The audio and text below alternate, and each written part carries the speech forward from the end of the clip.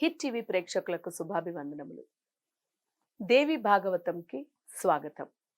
మనం క్రిత ఎపిసోడ్లో లీలావతి తండ్రి అయినటువంటి యుధాజిత్ సుదర్శనుడి తాత అయినటువంటి సూరసేనుడిని అంతం చేయడం గురించి మనం తెలుసుకున్నాం. అంటే స్వార్థం ఎప్పుడైతే ఏర్పడుతుందో, నాది అనేది ఎప్పుడైతే వస్తుందో, రాజ్యాధికారం కోరిక అనేది ఎప్పుడైతే, అన్నిటికీ మూలం కోరిక, అన్నిటికీ మూలం ఈ భౌతికమైనటువంటి ఇదే శాశ్వతం అనుకోవడమే అన్నిటికీ మూలం. ఆ కోరిక కోసము ఎంతకైనా పాపాలు అనేటువంటివి జరుగుతూ ఉంటాయి. అలాగే యుధాజిత్ కూడా శత్రుజిత్ అయినటువంటి తన మనుమడికి రాజ్యాధికారం కావాలి అనేటువంటి వాంఛతో ఒక జీవిని అంతం చేసేశాడు. అన్యాయానికి ప్రతిఫలము అనుభవించక తప్పదు ఎవరైనప్పటికీ కూడా. మంచైనా చెడైనా దాని ప్రతిఫలం అనుభవించాలి, 10 రెట్లు అనుభవించాలి. ఇది చాలా జాగ్రత్తగా గుర్తుపెట్టుకోండి. ఇది తెలుసుకోవడమే చాలా ముఖ్యం. ఏ విషయమైనా, ఏ పురాణమైనా, ఏ ఇతిహాసమైనా, ఏ ఉపనిషత్తు అయినా తెలియపరిచేది ఇదే.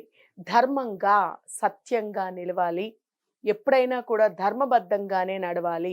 ఎప్పుడైతే భగవంతుని యొక్క పాదాలు పడతామో, ఏ ఉపద్రవాలు వచ్చినప్పటికీ కూడా భగవంతుడు రక్షిస్తాడు. కానీ ఎప్పుడైతే మనము దారి తప్పి, ఈ భగవత్ మార్గాన్ని తప్పి మార్గం మార్చుతామో, ఆ క్షణానికి అప్పటికి బాగుంటుంది. కానీ ఎప్పుడైనప్పటికీ కూడా దుఃఖ కారణమే అనేటువంటి విషయం కూడా మనం ఇక్కడ చాలా సులువుగా తెలుసుకోవచ్చు. ఎప్పుడైతే ఆయన చంపాడో, మనోరమకి ఈ విషయము తెలిసి విపరీతంగా బాధపడుతుంది. బాధతో కూడుకున్న భయం కూడా ఏర్పడింది. అమ్మో, ఇప్పుడు నా కుమారుణ్ణి కూడా అంతము చేయడు అనేటువంటిది లేదు. ఇప్పుడు ఈ రాజ్యాన్ని పాలించాల్సినటువంటి వాడు, అలాగే ఈ వంశోద్ధారకుడు, నేను ఈ వంశానికి, ఈ ధ్రువసింధి భార్యగా ఈ వంశానికి నేను ఇక్కడికి వచ్చినప్పుడు నా ప్రాణాన్ని నేను కాపాడుకోవడం కంటా ఈ యొక్క వంశానికి, అందుకనే స్త్రీకి బాధ్యత ఎక్కువ అంటారు. ఎందుకంటే తను ఇటు పుట్టింటి వారికి, ఇటు మెట్టినింటికి గౌరవాన్ని తేవడంతో పాటు తన భర్త యొక్క వంశాన్ని, అందులోని రాజరికంలోని పుట్టింది కాబట్టి రాజవంశీయులుగా తన యొక్క రాజవంశాన్ని, తన యొక్క భర్త యొక్క వంశాన్ని నిలబెట్టడం కూడా ఆవిడకి చాలా ముఖ్యము. ధర్మబద్ధంగా ఉండేటువంటి వారు ఈ రీతిగా ఆలోచిస్తారు. కాబట్టి ఈ యొక్క వంశాన్ని నిలబడ్డము, ఆయన భార్యగా, ధర్మపత్నిగా నా ధర్మాన్ని నేను నిర్వర్తించాలి, ఎలాగైనప్పటికీ కూడా నేను ఈ తన కుమారుణ్ణి కాపాడాలి అనేటువంటి ఆలోచన, భయము రెండూ కూడా వచ్చాయి ఆమెకి.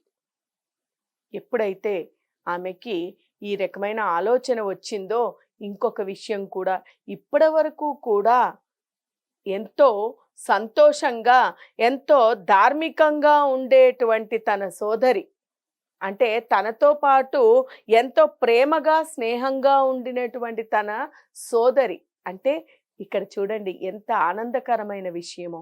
సోదరి అనే సంబోధిస్తోంది. అంటే తన భర్తకి రెండవ భార్య. అంటే మనమైతే ఇప్పుడు ఈ రోజుల్లో ప్రతి చిన్నదానికి సవితి, అది ఇది అంటూ నానా పెంటలు పెడుతున్నారు.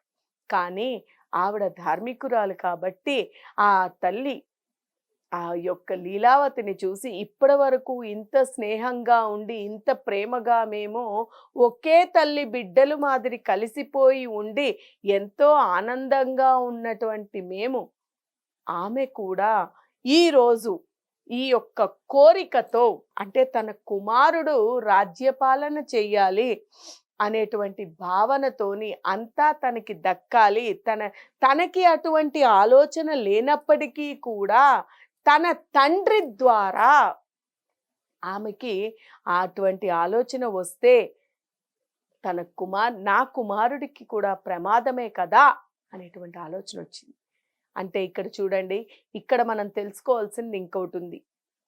ఇక్కడ శూరసేనుడు అంటే ఈ యొక్క పెద్ద భార్య అయిన మనోరమ తండ్రి, అంటే తల్లిదండ్రులని బట్టే పిల్లలకి వస్తుంది ఏదైనప్పటికీ కూడా, లక్షణాలు కానియండి, బుద్ధులు కానియండి, ఏవైనా కూడా పెద్దల యొక్క దాన్ని బట్టి పిల్లలకి వస్తుంది అనేటువంటి దానికి ఇక్కడ మనకి చాలా సులువుగా తెలుస్తోంది. అంటే ఈమె ఆ యొక్క వాతావరణం ఇప్పటి వరకు ఉండేటువంటి ఇక్కడ వాతావరణం కూడా ఒక 18 ఏళ్ళు దాటి ఒక వయస్సు వచ్చిన తర్వాత సమాజము ఉండేటువంటి వాతావరణం యొక్క ప్రభావం ఉంటుంది. కానీ ఎంత ఈ ప్రభావం ఉన్నప్పటికీ కూడా మళ్ళీ తిరిగి తల్లిదండ్రుల యొక్క మనోబుద్ధి ద్వారానే వీళ్ళు కూడా ఉంటారు. వారు ఎలా ఉంటారో దాన్ని బట్టే. అందుకనే చూడండి, ఇదివరకట్లో అంటూ ఉండేవారు, ఎప్పుడైనా పెళ్లి సంబంధాలు చూడాలన్నా ఏదన్నా కూడా ఇటు 7 తరాలు అటు 7 తరాలు అనేవారు. అంటే ఇందులో ఎటువంటి వాళ్ళు ఎలా ఉన్నప్పటికీ ఏదైనా తేడాలు ఉంటే అవి వీళ్ళల్లో ఉంటాయి అనేటువంటిది చెప్తూ ఉండేవారు. ఇది సత్యం. కాబట్టి ఇక్కడ మనోరమ తండ్రి ఆయన ధర్మం కోసమే పోరాడాడు. ధర్మం కోసం పోరాడాడు, తన దేహ త్యాగం చేశాడు. అంటే ధర్మాన్ని గెలిపించలేకపోయాడు. అందుకే అన్నారు చూడండి, నీవు యుద్ధము చేసి, అంటే యుద్ధము అంటే అక్కడ కేవలము పోరాటం చేయడం అనే కాదు, మనోయుద్ధము మాటలతోని ఏ రకంగా అయినా చేయొచ్చు. కానీ ఇక్కడ యుద్ధంలోకి దిగి ఉన్నాడు కాబట్టి, అంటే ఆయుధాలు పట్టి యుద్ధాలలోకి దిగాడు కాబట్టి, పిరికివాడిగా అసమర్థుడిగా, అంటే కర్మ చేయకుండా అసమర్థుడిగా తప్పించుకుని మంచివాడిని అని పక్కన ఉండే కంట యుద్ధము చేసి అక్కడ దేహం పోయినా కూడా పర్వాలేదు, అంటే అది రాజమరణమే అనుకుంటూ ఉండేవారు ఇదివరకట్లోని. అంటే అది మనము గెలవకపోయి మరణించినప్పటికీ కూడా అదే గొప్ప గాని, అదే ధర్మం గాని, యుద్ధము చేయకుండా, ధర్మం కోసం యుద్ధం చేయకుండా, ధర్మయుద్ధం చేయకుండా ఉంటే తప్పు అనేటువంటి భావనతో ఉండేవారు. అయితే ఇక్కడ ఈవిడకి, మనోరమకి తన తల్లిదండ్రుల యొక్క మంచి సద్భావము, ధార్మికత్వము, ధర్మబద్ధమైనటువంటి జీవనము ఈవిడికి వచ్చింది.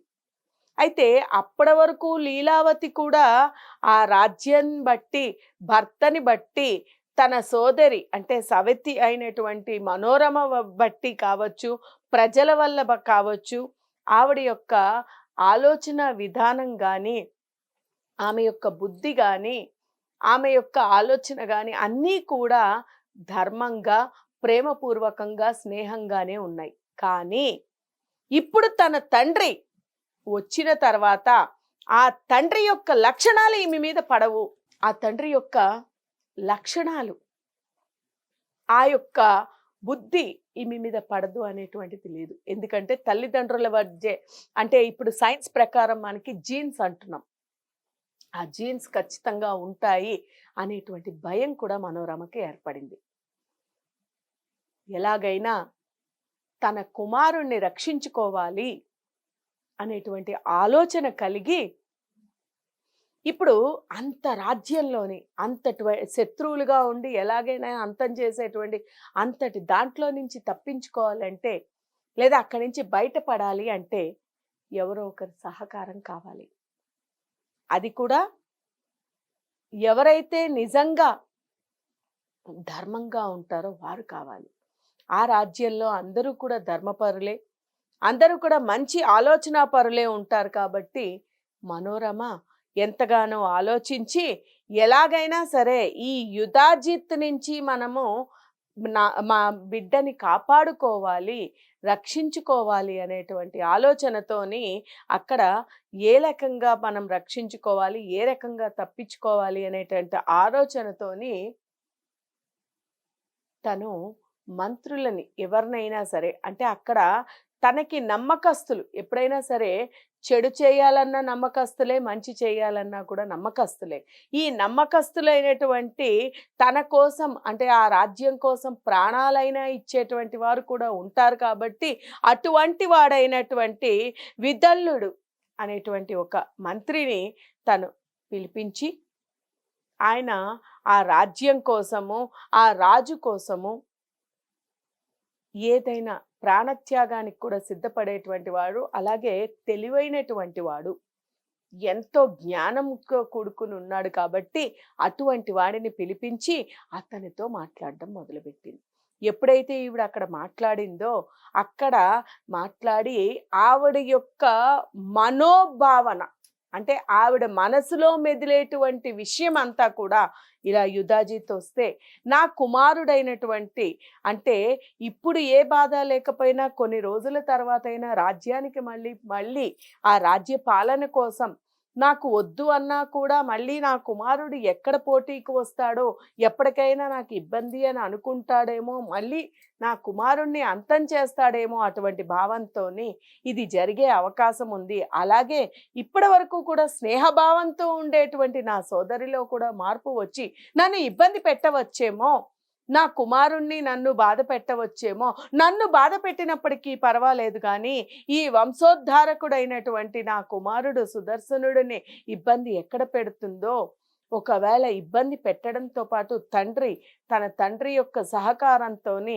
లేకపోతే కుమార్తెకి తెలిసి కానీ తెలియక కానీ తండ్రి కూడా యుధాజిత్ కూడా అంటే తన మనమడి కోసము శత్రుజిత్ కోసము నా కుమారుడైనటువంటి నా సుదర్శనుడిని నా తండ్రిని ఎలాగ అంతం చేశారో అలా అంతం చెయ్యవచ్చేమో అని ఇటువంటి ఆలోచనలన్నీ చేస్తూ ఇటువంటి తన భావన అంతటిని కూడా తన మంత్రికి చెప్పింది. అమ్మా, నీవు ఒక యువరాణిగా, నీవు ఒక రాణిగా, ఒక దేశ పాలన చేసే ఒక రాజు యొక్క భార్యగా నీవు ఆలోచన చేయడం మంత్రోల్లోచన అంటే ఇక్కడ మనం తెలుసుకోవాల్సినటువంటిది ఏది జరిగినప్పటికీ కూడా దాని యొక్క మంచి చెడులను ఇక్కడ కూడా మనకి కావాల్సినది జ్ఞానము, యుక్తి. అనవసరంగా అక్కడ పోరాడి యుద్ధాలు చేస్తాము, ఏదో గొడవలు పడతాము అనేటువంటిది తప్పు.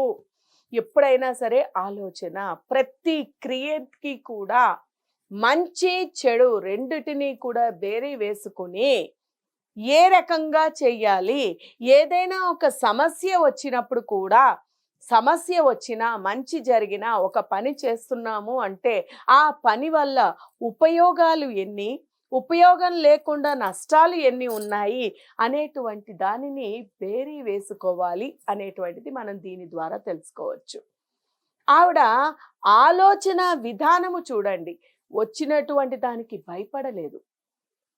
ఎలాగైనప్పటికీ కూడా ఆ జరగబోయేటువంటి ఆ నష్టాన్ని కాపాడి ఆ కుమారుణ్ణి కాపాడి ఈ రాజ్యానికి ఎప్పటికైనా రాజుని చెయ్యాలి, అంతేగాని అధర్మాన్ని గెలిపించకూడదు. కానీ సమయము అనుకూలించేంత వరకు అంటే మనము బలహీనులమై అంటే ఇక్కడ మనం తెలుసుకోవాల్సింది ఏంటంటే అన్ని సమయాలు మనకు అనుకూలంగా లేదు. మనకి అనుకూలమైనటువంటి మనకి సమర్థవంతమైనటువంటి సమయం వచ్చేంత వరకు మనని మనం కాపాడుకుంటూ మనము చేయాల్సినటువంటి లక్ష్యాన్ని మర్చిపోకుండా సమయం వచ్చేంత వరకు మౌనంగా దూరంగా మనము ఉండి మనం అనుకున్నది సాధించాలి అనేది మనం దీని ద్వారా తెలుసుకోవచ్చు. కాబట్టి మనోరమ మంత్రితోని సంప్రదించి ఆవిడ తన కుమారుణ్ణి రక్షించడం కోసం అతని సహాయాన్ని తీసుకొని తన తండ్రికి అంత్యక్రియలు చేస్తాను అనేటువంటి అంత్యక్రియలు పూర్తి చేసి వస్తాను అని అంటే యుక్తి ప్రధానము. ఏ దానికైనా కూడా యుక్తి ప్రధానము. ఈ యుక్తి ఎప్పుడు వస్తుంది అంటే మంచి ఆలోచనలు, మంచి దారి, ఎలాగైనా కూడా సన్మార్గంలో వెళ్ళేటప్పుడు ఈ దాటెత్తింది. ఒక మహానుభావుడు చెప్పాడట పావుకి, నిన్ను కరవద్దన్నాను కానీ బుసకొట్టద్దన్నానా అని. అంటే నువ్వు అక్కడ హింస చేయడం తప్పు కానీ, నువ్వు కొట్టడము తిట్టడము లేకపోతే ఇంకోటి చేయడం తప్పు కానీ, నిన్ను నీవు రక్షించుకోవడం కోసం బెదిరించడం తప్పు కాదు.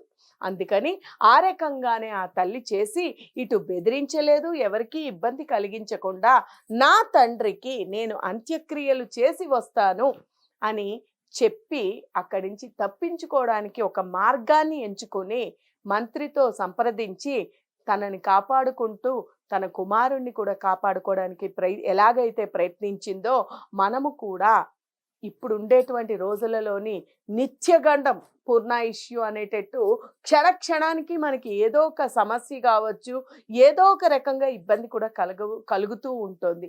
అందువల్ల మనము కూడా జాగ్రత్తగా ప్రతి దాన్ని కూడా బేరీ వేసుకుంటూ మంచి చెడులు ఆలోచించుకుంటూ మనలోని మనము అంటే మనో సంకల్పం అనేటువంటిది చాలా ముఖ్యం కాబట్టి మనము దాని గురించి పూర్తిగా అవగాహన అంటే మిడిమిడి జ్ఞానంతో ఏమీ చెయ్యకుండా ప్రతి దానిని తెలుసుకుంటూ మనం చేసేటువంటి వృత్తి వ్యాపారాలలో కావచ్చు, ఉద్యోగాలలో కావచ్చు, ఇంటిలో కావచ్చు, ఎక్కడ ఏది ఎదురైనప్పటికీ కూడా దేనికి బెదరకుండా అలాగే మన లక్ష్యాన్ని మనం వదులుకోకుండా యుక్తి అది కూడా ధర్మబద్ధమైనటువంటి ఆలోచన యుక్తితోనే ఆలోచన చేసి మనము అటువంటి దాని నుంచి ఎటువంటి దాన్నైనా కూడా ఎదుర్కొని మన లక్ష్యాన్ని మనం చేరుకొని మన జన్మని సార్థకతని చేసుకోవాలి అని కోరుకుంటూ హరి ఓం తత్సత్.